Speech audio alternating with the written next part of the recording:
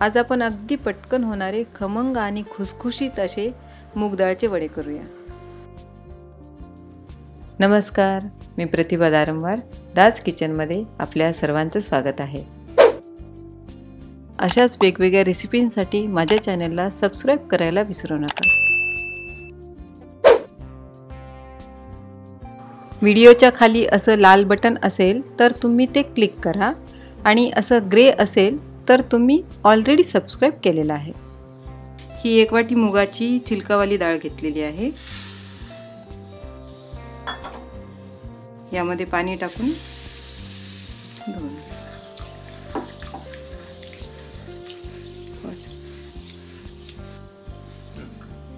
आता यातलं पाणी काढून घेऊ।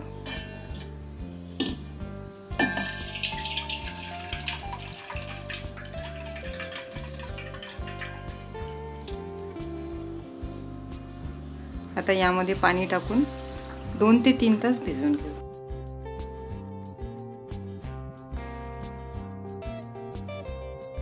तीन तास झालेले आहेत। डाळ छान भिजलेली आहे। ही पाण्यामधून काढून घेऊ। अशी एका चाळणीमध्ये काढून यातलं पाणी निथळून घ्यायचं आहे।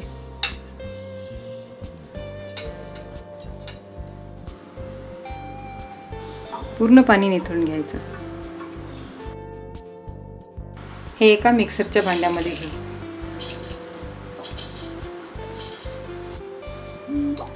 यामध्ये देठ काढून 4 ते 5 हिरव्या मिरच्या टाकून घ्यायच्या आहेत। तुम्ही तुमच्या आवडीप्रमाणे टाकू शकता।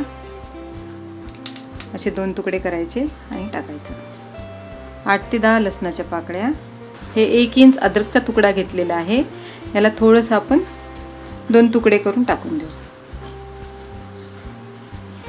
यामध्ये थोडीशी कोथिंबीर तुम्ही तुमच्या आवडीप्रमाणे टाकू शकता। आता हे बारीक करून घेऊ। यामध्ये बिलकुल पाणी टाकायचं नाहीये। हे असं थोडंसं तळाळ राहील असंच आपल्याला बारीक करून घ्यायचं आहे। खूप जास्त पेस्ट करायची नाहीये, अशी डाळ दिसायला पाहिजे मध्ये। हे एका मिक्सिंग बाउलमध्ये काढून घ्या।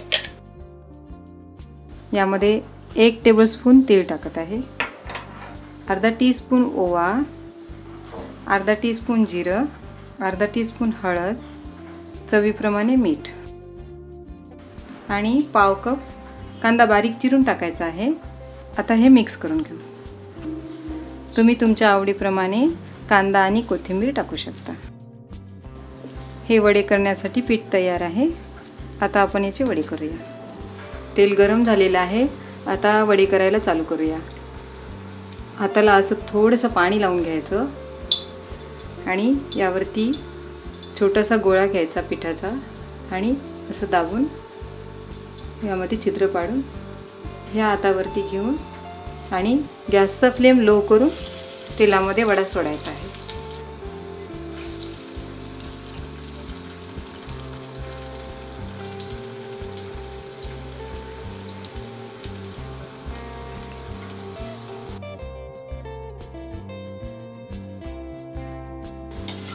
थोडीशी झाल्यानंतर दुसऱ्या बाजूने पलटवून घ्यायचं आहे।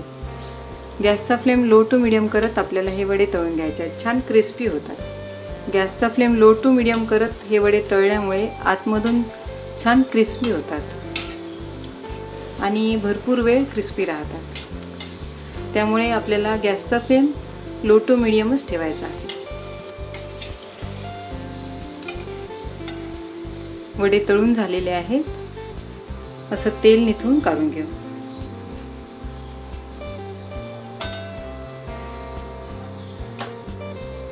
हे आपले वडे तयार आहेत। असे सर्व वडे तळून घेऊ।